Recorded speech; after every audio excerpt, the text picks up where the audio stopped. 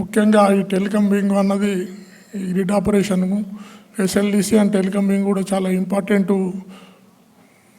Subject అది. అందులో ఎస్ఎల్డిసికి information రావడానికి తర్వాత మరియు డేటా రావడానికి కూడా ముఖ్యంగా ట్రాన్స్మిషన్ వింగ్ కొరకు టెలికాం వింగ్ అనేది చాలా అవసరము. ఎలాంటి ఇంటరప్షన్ లేకుండా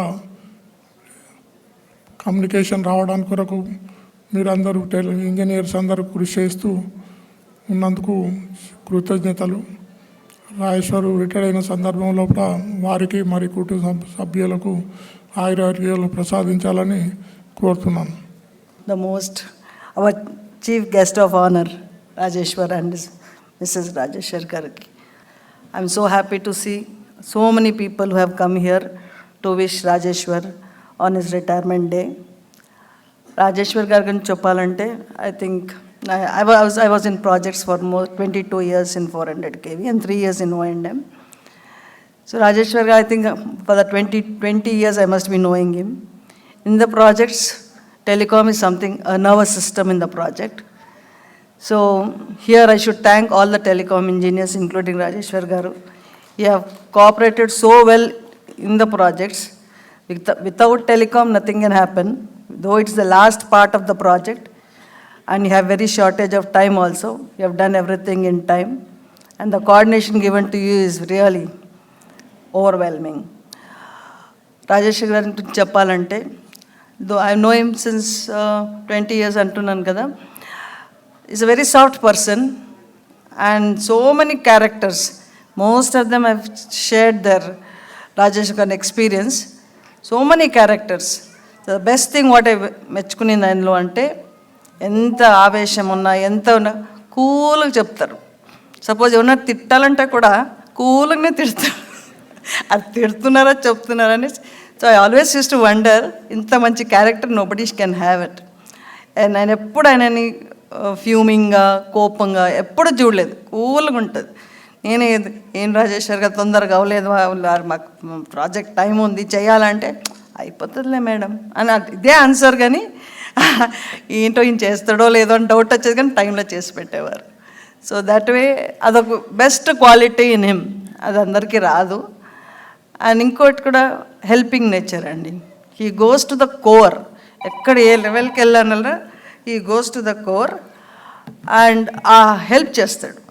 anywhere anybody he can approach anybody, help చేస్తారు. అప్పుడు యాక్చువల్గా first time I have seen him in Ramagundam sub station. వాళ్ళ ఏడీ యాక్చువల్గా నరసింహారెడ్డి అని వరంగల్లో ఉండే, ఆయన కూడా వచ్చుంటే బాగుండేదేమో. Somehow I missed him. So Rajeshwar at that time actually నేను చూసినప్పుడు చాలా అమాయకంగా కనిపించాడు, చాలా ప్లెయిన్ హార్టెడ్. అంతేకాదు వెరీ డెడికేటెడ్. అఫ్ కోర్స్ ఆయన ఇంద్రుడు చంద్రుడు అని చెబుతూ నాకు తెలియదు, కానీ but the thing is my first impression is that ఇది plain hearted and very soft spoken. చాలా తక్కువ మాట్లాడతాడే అనుకునేవాడిని. అక్కడ అఫ్ కోర్స్ బెల్లంపల్లి మన సురేష్ కూడా నాకు బాగా ఫస్ట్ నుంచి తెలుసు, ఈయనంతా టాకటివ్ ఫస్ట్ నుంచి కూడాను. Of course now also I'm seeing that.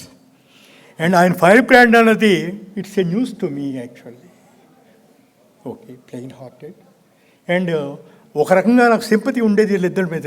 Remote ఏరియాస్లో వీళ్ళిద్దరు ఉన్నారే, అరే వాట్ ఇది రియల్లీ వీళ్ళంతా ఎలా పైకి వస్తారో ఏమిటో అని ఒక రకమైన అటాచ్మెంట్ అన్నమాట వీళ్ళిద్దరన్నా కూడా నాకు ఫస్ట్ నుంచి కూడా. ఇప్పుడు ఎలా ఫీల్ అవుతున్నారు సార్? ఇప్పుడు కూడా అరే నాట్ దట్ యాక్చువల్లీ.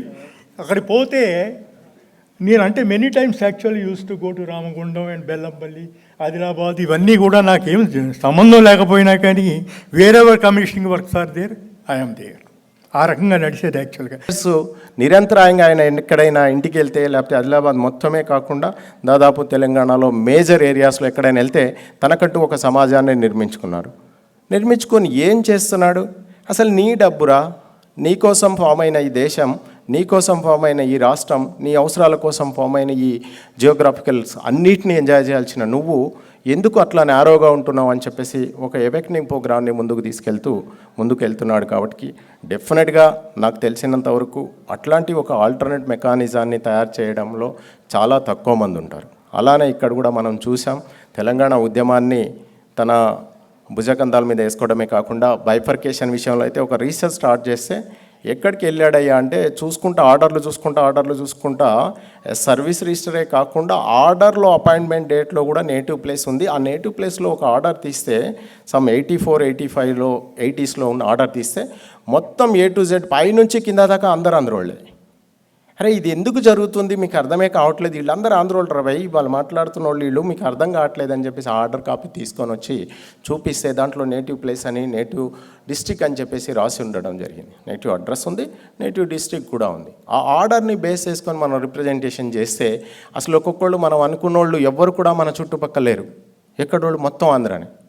అయితే కొందరు ఒకరిద్దరు మిస్ కూడా అయ్యారు. ఎందుకయ్యా మీరు అడ్రస్ రాసుకున్నారంటే, సార్ ఆంధ్ర ఏరియా రాస్తే మాకు ఇంటర్వ్యూలో తర్వాత ప్లేస్ ఆ పోస్టింగ్లో చాలా ఈజీగా ఇస్తారు, మేము సో అండ్ సో హైదరాబాదు లేకపోతే ఇక్కడ ఉండే కరీంనగరే, కానీ మా పేరెంట్స్ రిలేటివ్స్ ఉన్నారు వాళ్ళ అడ్రస్ రాసాం, వాళ్ళ ప్లేస్ రాస్తే మాత్రం మాకు ఇంటర్వ్యూలో అవకాశాలు వచ్చాయని చెప్పేసి వాళ్ళతో ఇంటర్వ్యూ చేసి కూడా ఆయన రిపోర్ట్ తయారు చేశాడు. అంటే ఏదైనా ఒక విషయాన్ని తీసుకుంటే చాలా స్పష్టంగా తనదైన ధోరణిలో అవుట్పుట్ ఇవ్వడమే కాకుండా నిరంతరాయంగా ఒక స్టాండ్ తీసుకొని ముందుకు వెళ్తున్నారు. కాబట్టి ఇద్దరు పిల్లలు ఉన్నారు, వాళ్ళు వెల్ సెటిల్ అయ్యారు.